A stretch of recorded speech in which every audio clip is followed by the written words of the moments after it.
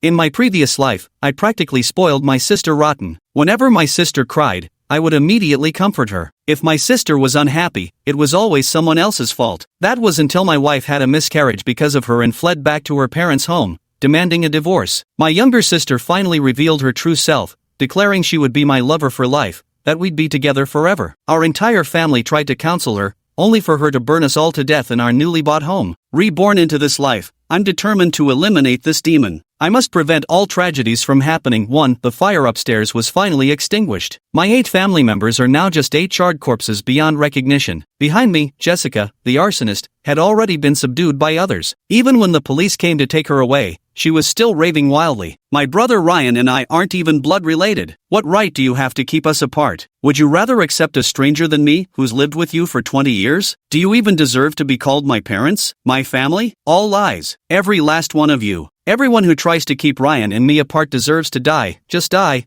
Mad laughter echoed through the air, and in that moment, with bloodshot eyes, I completely lost my mind. I crawled up and chased after Jessica, flipping her onto the ground, tightening my hands around her neck. You lunatic, you beast, you're the one who deserves to die. I'll kill you. A sharp pain struck the back of my head, and I blacked out. When I opened my eyes again, I was driving with Chloe, waiting at a red light. Darling, let's stop by a florist later and bring some flowers for your sister, okay? She's your family's little princess, and it's Valentine's Day. Wouldn't she be upset if she didn't receive any flowers? Chloe's suggestion echoed in my ear.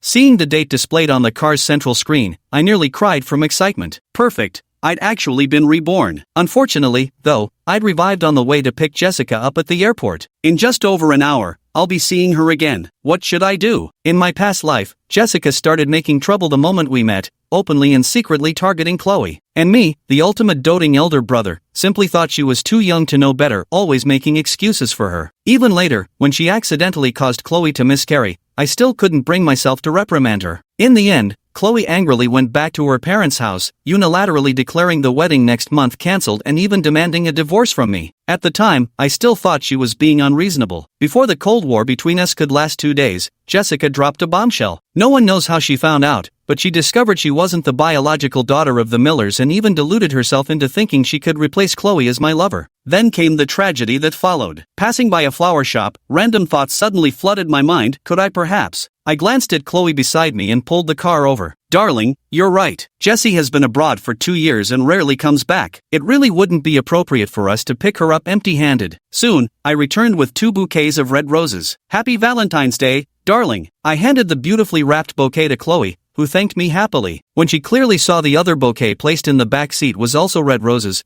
her expression instantly changed. Darling, you're not planning to give red roses to your sister, are you? Is that appropriate? Of course I knew it wasn't appropriate, but being reborn was too bizarre. Even if I told her, she wouldn't believe it. Moreover, I owed her too much in my past life, and I simply lacked the face to speak of it. Right now, the first thing I need to do is make her realize that Jessica's feelings for me have long gone beyond those of siblings. To ensure the safety of her unborn child, I had to convince her to move back in with her parents first. Only then could I deal with Jessica freely. With that in mind, I replied vaguely. Today's Valentine's Day, the flower shop barely has anything but roses. Jessie's just my little sister. Honey, you wouldn't get jealous over her, would you? Chloe stopped speaking and turned to gaze out the window, her expression dark and unreadable. Perfect. The seed of doubt had already taken root in her heart. 2. Arrival hall, airport. Jessica walked out of the exit, dragging her luggage. I studied her from afar. How had I failed to notice all these little schemes of hers in my past life? Her meticulously applied makeup, carefully styled hair,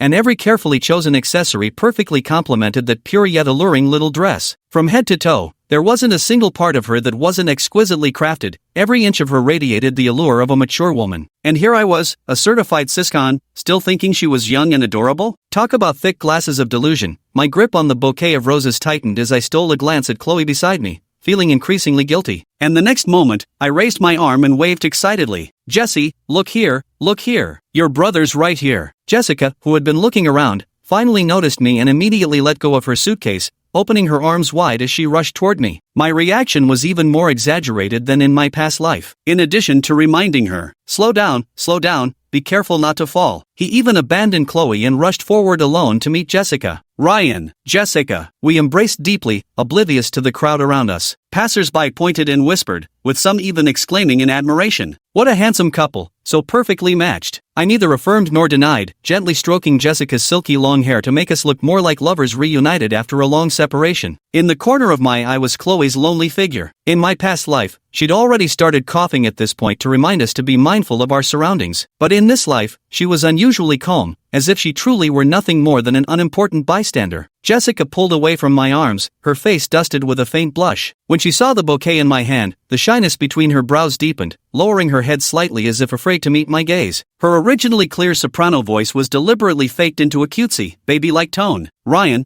are these flowers for me? I really like them." I affectionately patted her head, intentionally leading her imagination astray. Of course, what else would I give on Valentine's Day if not roses? Jessica hugged the bouquet in her arms, her face glowing with bliss. "Ryan, you're so good to me. No one else has ever given me roses before." The flirtatious tone was obvious enough, but still not sickening. Feigning displeasure, I refused to let her belittle herself. How could that be? Our Jessie is so beautiful, so adorable, and a prodigy at the world's top music conservatory. The line of boys chasing you could probably circle the entire city. I'd like to see who could be so blind. Jessica was quite pleased with this remark, so she readily responded. "There's no one else, I only like you. Nobody can compare to you." A soft scoff echoed in my ear, the mockery unmistakable. I knew Chloe was expressing her displeasure, but instead of stopping there, I continued to be all lovey-dovey with Jessica for quite some time. 3. Ryan, I'm going to the restroom. With Jessica's temporary departure, Chloe's expression turned icy as she spoke coldly. "Ryan Miller, we need to talk." I looked at her apologetically. "Darling, I'm sorry for putting you through that just now. I know what you mean, you think Jessica and I crossed a line, but this isn't the place to discuss it. Whatever it is, let's talk about it tonight when we get home." I instinctively reached out to hug her, but she shoved me away. "Don't touch me until we've cleared things up." I forced an awkward smile and kept some distance between us. "All right, I'll do as you say, dear. But later, I hope you'll cooperate with me too. No matter what you see or hear, don't get angry." Chloe gave me a sidelong glance. "What exactly are you planning?" My eyes flickered toward the direction Jessica had left, hesitating slightly. 2 years ago she left so resolutely, rarely contacted the family during this time. Now she's suddenly back, who knows if something happened. "I need to sound her out first." Chloe pressed relentlessly. "Sound her out? Is this how you do it? Tell me, who's actually your wife? Need you ask? Of course it's you, my dear wife." I grinned cheekily and, forgetting my lesson, tried to nuzzle up to her again. I caught a glimpse of Jessica walking back from afar and quickly distanced myself from her again. I whispered, "Darling, she's coming back. Remember to play along with me, please, please." Chloe turned around to confirm before snapping irritably. "Fine, let's see what you can find out." Before she finished speaking, Jessica was already beside me. Once again, she naturally took hold of my arm. "Ryan, let's go." I glanced awkwardly at Chloe, trying to silently signal her not to be angry, then gently pushed Jessica away and introduced them. "Jess, this is your sister-in-law Chloe Davis. I was so excited when we first met that I forgot to introduce you too." Chloe's eyes curved into a forced smile. "Hello, Jess. We'll be family from now on, so please take care of me." Jessica lowered her eyelids, a barely perceptible glint of resentment flashing in her eyes as her expression turned mournful. "Ryan, you actually got a girlfriend? Didn't you always say you'd only ever cherish Jessica, that you'd only be good to Jessica alone?" As soon as the words left her mouth,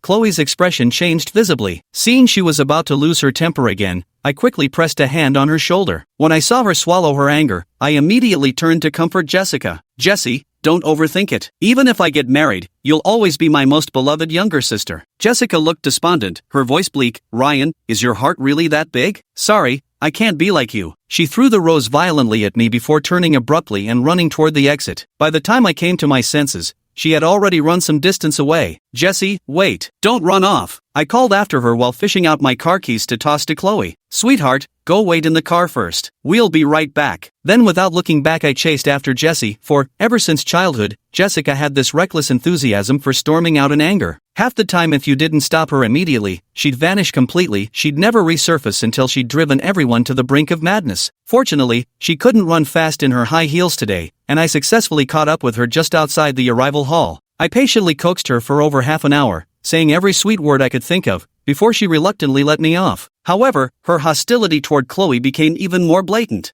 "I don't like that woman, she's not good enough for you." I quickly replied, yes, in Jessie's eyes, no woman in this world is good enough for your brother. We walked side by side to the parking lot. When we found my car, on the other side of the windshield was Chloe, sitting in the passenger seat. A bad feeling came over me, but before I could do anything, Jessica had already beaten me to it, stepping forward to open the passenger door. She feigned surprise and exclaimed, "Oh, why are you sitting in my seat?" She looked at me pitifully again, her intention all too clear. I felt a headache coming on. This car had been purchased a year ago, and the passenger seat had always been Chloe's exclusive spot. Now, the moment Jessica returned, she was outright seizing it from her. But for the sake of my plan, I had no choice but to keep letting Chloe suffer. "Darling," before I could respond, Chloe had already gotten out from the passenger seat. As she pulled open the rear door, she gave me a restrained glance. "Your sister just got back, so I'll let her have this for now. But tonight, you'd better think carefully about how you're going to explain this to me." I sighed in relief, feeling even more guilty toward her. On the way back to the city, Jessica kept chattering non-stop. I played along with her the whole time, keeping her thoroughly entertained. Yet every now and then, her gaze would still drift toward Chloe in the back row, flashing a triumphant look of provocation successfully delivered. As expected, Jessica received a call from my mom on the way. I gestured for her to put it on speaker, just in time to hear my mom say apologetically, "Jessica, your timing is a bit unfortunate. Today happens to be Valentine's Day. We tried booking several restaurants but couldn't get a table. We originally planned to throw you a welcome dinner, but now it looks like we'll have to postpone it till tomorrow." Jessica said in a dispirited tone, "Fine, let's just leave it at that then." My mom chimed in again, "Why don't you just have dinner at home tonight? Your dad and I are out grocery shopping now, just head straight back, all three of you." Jessica pouted slightly, visibly displeased. "No way. I'm eating out with my brother. He's moved to a new place and I haven't even seen it yet. I'm staying over at his place tonight and coming back tomorrow." "No, no way," Chloe and I exclaimed in unison. Jessica looked at me in disbelief. "Why, Ryan, you're being too formal. Have you forgotten how we used to share a bed when we were kids?" Her watery eyes seemed to threaten another tantrum if I didn't provide a reasonable explanation. Just as I was struggling to find a proper excuse, my mother chimed in. "Your brother and sister-in-law are trying for a baby. What's a young girl like you doing getting in the way? Stay at home tonight and don't go causing trouble at your brother's place." Jessica wouldn't give up. "No way. I haven't seen my brother in 2 years. And he can't spare these few days for me?" Left with no choice, I had to shift the blame to Chloe. "Your sister-in-law prefers quiet. She wasn't even happy about her own parents coming to take care of us. Having you stay really wouldn't be convenient." Before Jessica could say anything more, I preemptively replied to my mom, "Mom, please prepare meals for the three of us. The roads are packed with traffic today. It'd be much more convenient to eat at home." I immediately hung up the phone. Jessica was sulking and ignoring me, but I was actually enjoying the peace. 5. Dinner that evening was rather frustrating. As the darling of the family, Jessica, who hadn't seen our parents in 2 years, naturally drew all their attention. For the sake of the plan, I played along and prioritized her in everything. Chloe, left out in the cold, basically swallowed her anger throughout the meal and ignored me the entire way home. It wasn't until we entered the house that she subdued her anger and spoke. "What exactly did you mean today? The moment your sister came back, I became an outsider, is that it?" I gave an awkward laugh and tried to help her sit on the sofa. "Sweetheart, your period has been delayed for several days this month. How about going to the hospital tomorrow for a checkup? Maybe we're having a baby?" As I said this, my gaze remained fixed on her belly, where a little life was growing. But at this moment, apart from me, no one else knew. Chloe slapped my hand away, her eyes burning with intensity. "Stop changing the subject. I need an explanation." I tilted my head slightly, unable to meet her eyes, and merely said, "There's something I've never told you. Jessie isn't actually our biological child." "What?" Chloe gasped in astonishment. Then, realizing something, she immediately grabbed a throw pillow from the couch and hurled it at me. "Ryan Miller, if you don't explain this to me properly today, I won't let you off easy." Damn it, even my wife, who's usually so mild-tempered, got this furious. That just shows how terribly I must have acted today. I stood firmly in place, neither avoiding nor dodging, calmly accepting her outburst. After she vented and sat down on the sofa, she signaled me with her eyes. "Go ahead, make your lame excuses." I took a seat on the opposite sofa and quickly responded. "Didn't you notice something off about Jessie's behavior toward me today? It's like she doesn't even see me as her brother." Chloe sneered in silence, so I continued. "I admit, I used to be a complete siscon back in the day. That's because when we were kids, Jessie was always sickly, and our parents were too busy with work. They always made me take extra care of her. At first I thought it was normal, but after falling in love with you, I finally realized something was off about Jessie's behavior toward me. Talking to you always feels a bit ambiguous, but I've never dared to tell anyone, afraid they might think I've got something twisted in my head. Jessie suddenly returning home this time is clearly abnormal in every way, so I need you to help me see if it's what I suspect." At this point I paused, leaving the rest for her to figure out on her own. After a moment of silence, she suddenly asked, Come to think of it, you never mentioned, does Jessie know she's not your biological child? I suspect she knows, I replied before presenting my reasoning. Back when she wanted to apply to the world's top music conservatory, the whole family disagreed. They worried she'd struggle alone abroad, but she took it as them being unwilling to spend money on her. From childhood, her expenses were always higher than mine. For her to think that way, she probably already knew back then that she wasn't their biological child. Later she went behind everyone's back, secretly completed all the paperwork, stole our parents' credit card, and ran off abroad by herself. Chloe's expression grew even more grim, bordering on distraught. I never expected your family to have such a troublemaker. She actually did that to you. How disgusting. And you actually went along with her. What are you planning to do now? Mom and dad, grandparents, uncles and aunts, all the elders in our family treat her like a treasure, absolutely doting on her. I smiled mockingly at myself. Who would have thought that the meticulous care from me and 8 elders would nurture such a twisted demon? I closed my eyes for a moment. So, I plan to use tomorrow night's welcome banquet to let the family elders see Jessie's true colors and find a way to send her abroad, preferably never to return. If you'd rather not be disgusted again, skip the banquet tomorrow night and stay at your parents' place for a while. Of course, my full plan goes much further. It's even more revolting than what I did this afternoon. Better not let Chloe know. Chloe sneered, without me there for contrast. Do you really think the elders would even suspect that? I glanced at her belly again and said solemnly, Jessie has always been obsessive. Even as a child, she never gave up until she achieved her goals. She suddenly returned to the country this time, and her motive is quite obvious. She wants to break us up so she can be with me. If you meet her and she really tries to do something to you, wouldn't that just put the elders in an awkward position? I didn't have the heart to tell her directly. One was the beloved child doted on by elders since childhood, while the other had just obtained a marriage certificate with me. Everyone carries their own scales to weigh what matters more. Besides, Jessica knows how to make a fuss. Even when she's at fault, the elders would instinctively favor her. Whenever conflicts arose between the two, Chloe was destined to be the one who suffered. Yet the key point here, though she might comprehend it, still infuriated her. Do you really think this is okay? Driving your wife back to her parents' home, then playing lovers with your sister in front of the elders? What will my parents think of this? I chuckled awkwardly, deflecting, honey, let's not bother my in-laws with such messy affairs. Why don't you go to the hospital for a checkup tomorrow? I think you might be pregnant. Wouldn't that give you a proper reason to stay at your parents' place? 6. Late at night, after Chloe had fallen asleep, I crept stealthily to the study. I turned on my computer, registered an anonymous Twitter account, and started writing long posts online. I fell in love with my sister. What should I do? In my posts I described, when I was little, a sister suddenly appeared in our family. The neighbors would joke, she'll be your future wife. I didn't understand, so I went to ask my parents. But they told me, don't listen to outsiders' nonsense. This is your sister, your real sister. Remember that? I remember. She was my biological sister. I spoiled and protected her simply because she was my blood. I don't know when it started,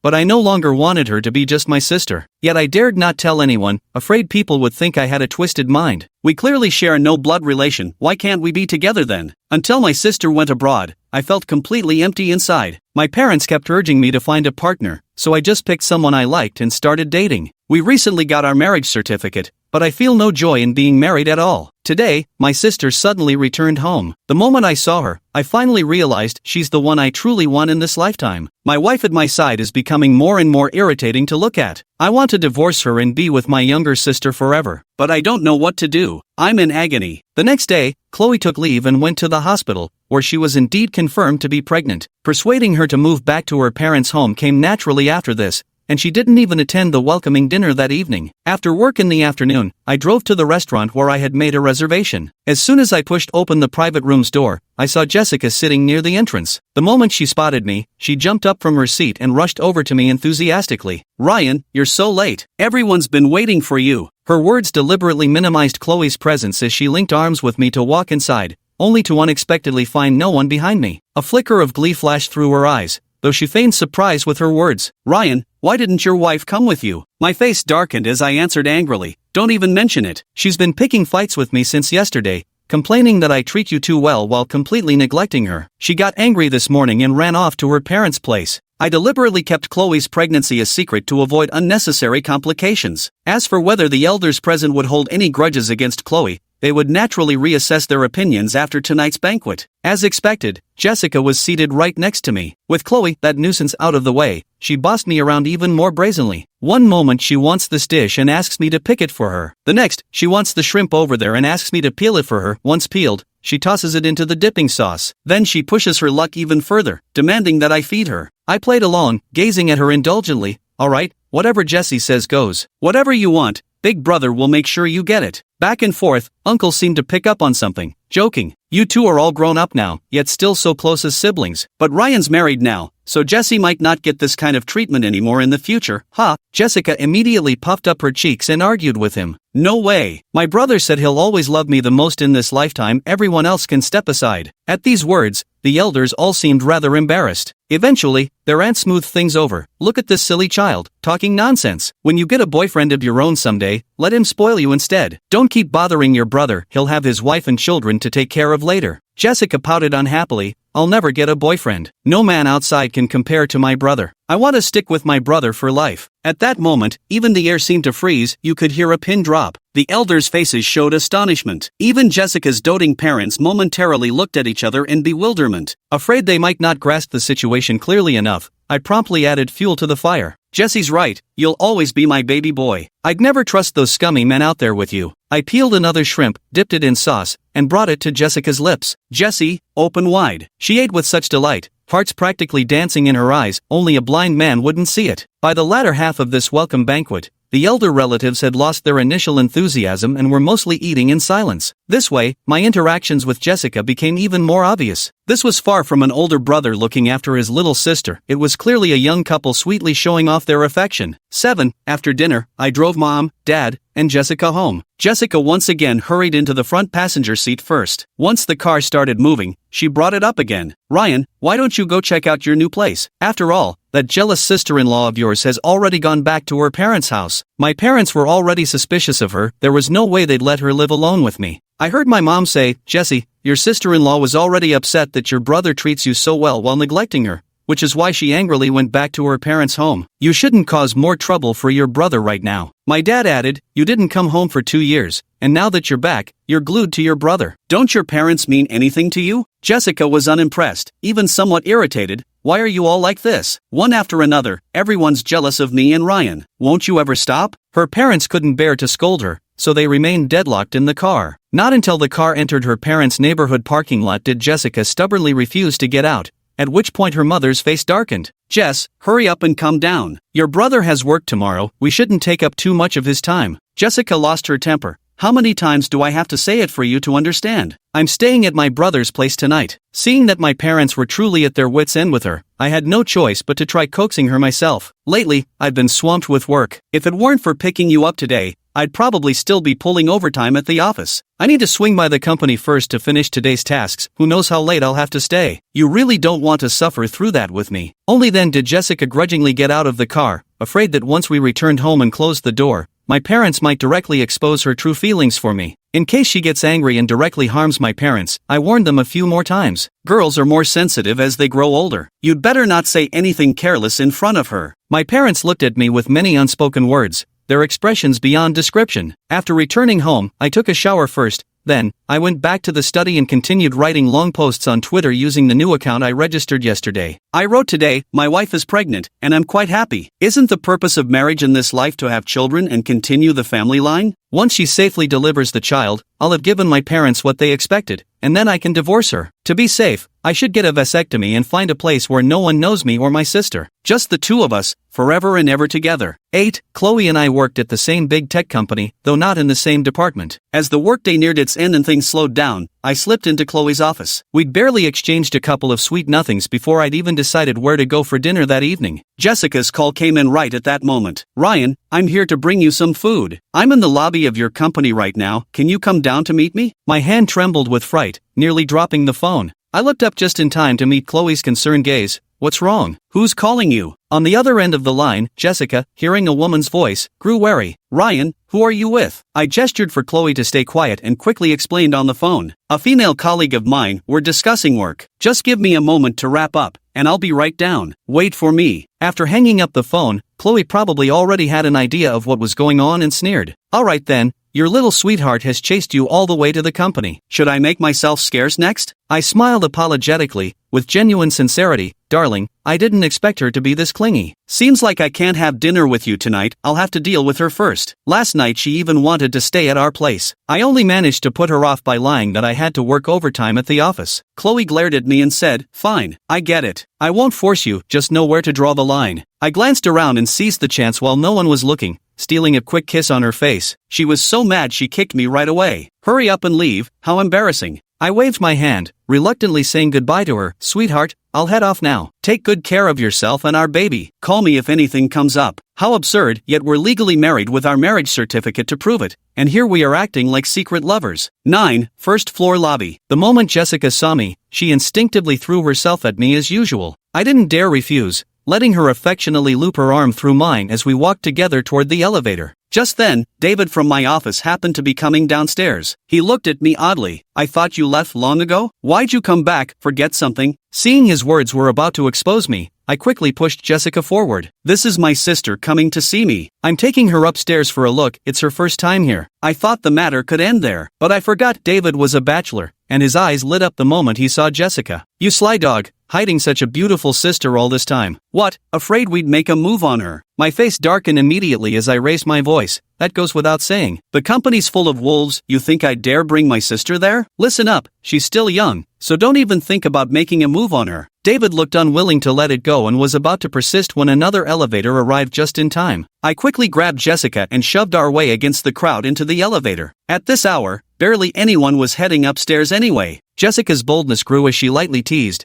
her chest pressing against my arm, a gleam of flirtation in her eyes. "Ryan, you were so heroic just now. You'll always protect me like today, right?" I purposely created the illusion of gazing at her with deep affection, yet spoke ambiguously. "Of course, you'll always be my most cherished little sister. Who else would I protect if not you?" After finishing my meal in the office, I hurried Jessica to leave. She was puzzled and asked me why. I made up a random excuse. "Big companies are full of intrigue, and cases of stolen trade secrets happen all the time. My office area is under constant surveillance. If someone were to target our project and you'd been seen here, we'd both end up as scapegoats." Jessica listened with skepticism. "Is that so?" I kept spinning my tale. "Major cases get reported to the police, but minor ones are handled internally. Usually, they just fire the scapegoat who'd go through all that trouble to investigate." "But that's not what you said last night." Jessica probably recalled the excuse I'd used to refuse her company during overtime last evening, maintaining her skeptical attitude. I felt utterly helpless about it. Why did she have to be so darn meticulous? But if she weren't so serious, why would she have done such extreme things in her past life? After sweet-talking and making promises, I finally managed to send this big nuisance away. After estimating the time and confirming with my mom that Jessica was probably almost home,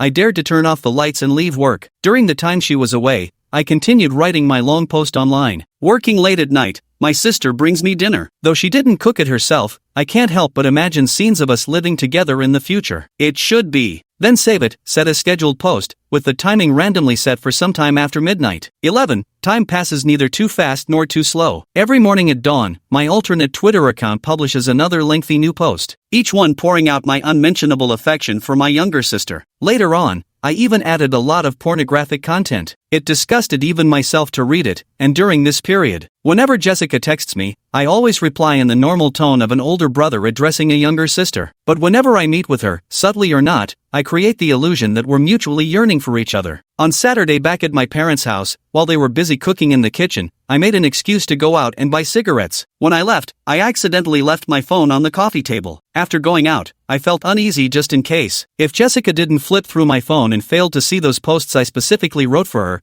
then everything I did would have been for nothing. So, I borrowed the shop owner's phone to call my own number. Hearing Jessica's voice through the receiver, I feigned surprise and said, "Is that Jessie? You scared me to death." I was about to pay when I realized my phone's gone. Did I leave it at home? Yeah, it's right there on the coffee table. Having gotten confirmation, I reminded her again. "Keep my phone safe for me, it's got a bunch of important files saved on it, so don't mess this up." I know full well that after I deliberately emphasized it, Jessica would become curious and go through my phone. I had already disabled my phone's lock screen before heading to my parents' place. As soon as she swipes open the screen, she'll find the Twitter app I've deliberately placed alone on the last page. She would undoubtedly proceed to curiously click on it next. Then she would see all the lengthy essays I wrote these past nights. If I'm not mistaken, she will surely come to me for confirmation. And it was face-to-face confirmation. At lunch, my mom finally couldn't hold back and asked, "Ryan, I haven't seen Chloe for the last few visits. Haven't you two made up yet? With your wedding coming up next month, How can you both be acting like this? My dad also said, you're quite good at coaxing Jessie, but when it comes to your own wife, why are you so careless? If there's a conflict, resolve it quickly. The longer you drag it out, the bigger the problem becomes. I answered vaguely, it's no big deal, she's just being overly sensitive. She'll come around once she cools down a bit. Jessica chimed in, such a petty woman isn't worthy of being my sister-in-law. They'd better break up directly, then my brother can only be good to me alone. Jessie, how could you think that way?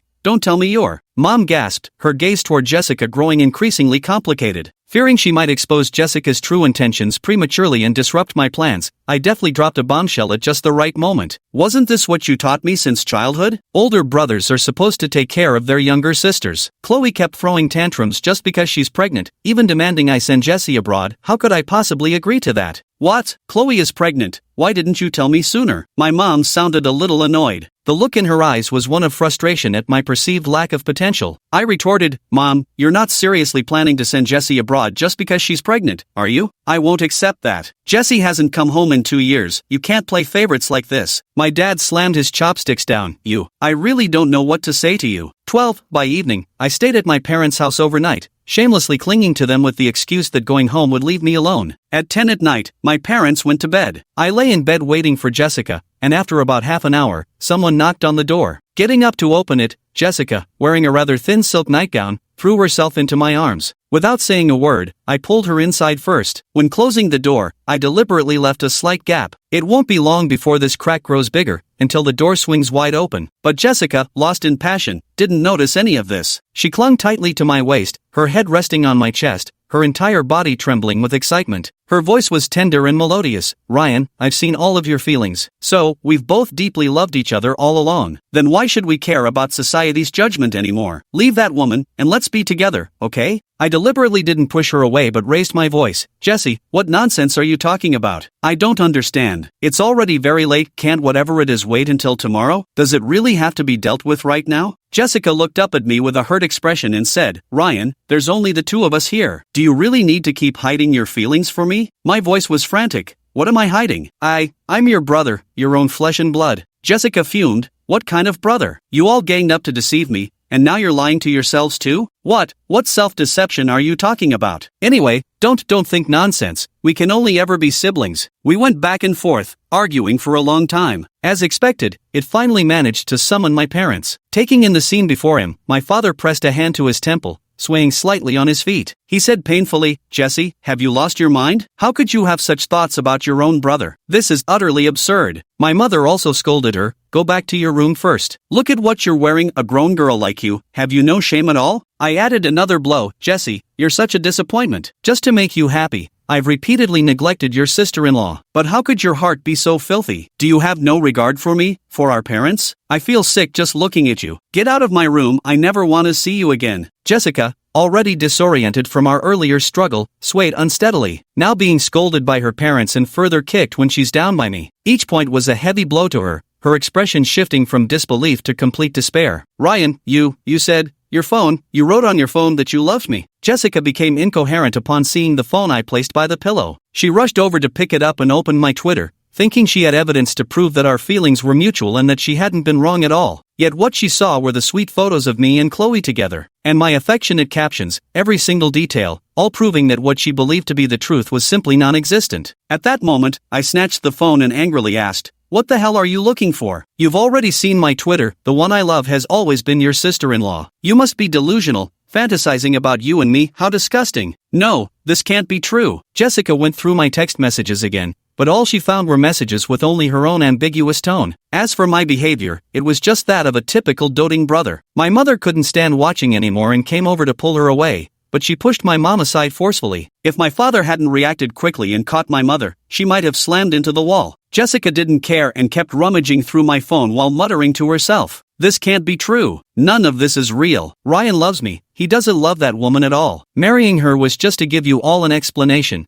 to continue the Miller family line. 13. Jessica had completely lost it. Smashing my phone still wasn't enough to vent her anger. Everything in my room became a target. She wanted to break anything and everything in sight. I forgot about the fruit knife I'd left on the table after peeling apples, too lazy to put it away in the kitchen. Then she grabbed it and swung at our parents. I'll kill you all. How dare you stop me from being with Ryan? At this moment, she gradually became indistinguishable from her former self in that past life. I grabbed her from behind, wrestling the knife away, but she managed to slice my arm in the struggle. Blood immediately gushed out, splattering everywhere. My mother seemed to have been stunned, caught off guard by the sudden turn of events. As for my father, it looked like his high blood pressure was acting up again. Though his condition wasn't too serious to begin with, he still appeared to be holding up okay at this moment. Not daring to count on my mother, I could only shout at my father urgently, "Dad, call 911 quick, Jesse's gone crazy." My mom suddenly snapped out of it and stopped my dad from hitting me. "Don't hit her, you'll ruin Jessie. She's just temporarily traumatized. Once she calms down, she'll get better." I was so furious I could barely stop myself from bringing up what happened in my past life. But I didn't. I just kept trying to persuade my dad. "Don't listen to my mom. Jessie came to my room tonight saying all sorts of bizarre things. She was already acting strange back then. Now she's outright hurt people. What else can we do if we don't send her to the hospital? Can your high blood pressure even handle this?" In the end, Jessica was hauled away by an ambulance along with the three of us. My father was getting in 4 drip in the ward, while I had my wounds treated in the emergency room. As for my mother, all she could do was sit to the side and cry silently. This outcome aligns roughly with what I had anticipated. Now all that remains is to wait for the hospital to issue the evaluation report. Prior to this, I had researched extensive relevant information online and even paid to consult experts in this field. Truth be told, I already had an answer in my heart. That was, until the hospital presented the evaluation report confirming Jessica's diagnosis of paranoid personality disorder. Currently in the midst of an acute episode, she urgently requires hospitalization for treatment. My mother cried and screamed, absolutely refusing to let Jessica be hospitalized. I held her arm and reasoned with her gently, only for her to slap me across the face. "It's all your fault. If you hadn't said those provoking words to Jessica later, how could she have ended up like this?" At that moment, I felt utterly defeated. Did I do wrong? I just wanted to protect you all. Since Jessica has been admitted to a mental hospital, she'll never get out in this lifetime. This is the best solution I could come up with. Actually,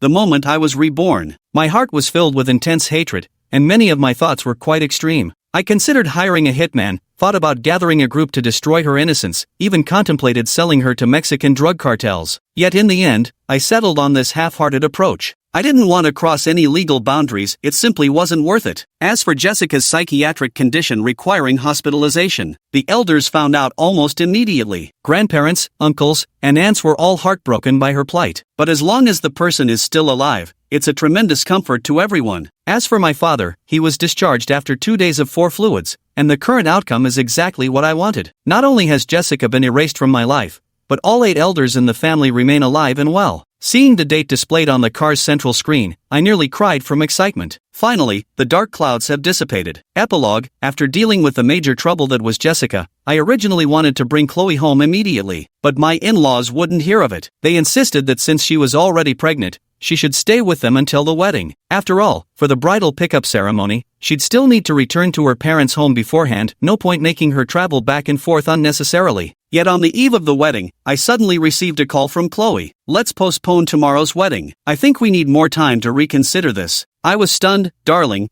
you're not getting pre-wedding jitters, are you? Please don't joke about this. We've been preparing for this day for so long, and it's been exhausting. If we postpone, we'd have to start all over again. Why go through that?" Chloe's voice was icy. "I'm not joking." My thoughts started racing. "Darling, is something wrong with the baby? Is it serious?" My voice trembled. "Anything but something happening to the child. Please, not that. What do you think?" Chloe paused. "Aren't you scared living in that house?" Boom, it felt like something exploded in my head. Though I didn't know what had happened, Chloe at this moment was undoubtedly someone who had returned from rebirth. Although the baby was fine in this life, in the previous one, in your past life, you always took your sister's side unconditionally. You didn't even investigate when I had that major miscarriage. If only you'd been resolute then and sent her abroad immediately, she might never have had the chance to harm the 8 elders. When it comes down to it, the real culprit behind that tragedy in our past life was actually you. Chloe's words struck like daggers, each syllable piercing my skin like countless needles. I feel suffocated, even the air has grown thin. I thought living a second life was God's mercy,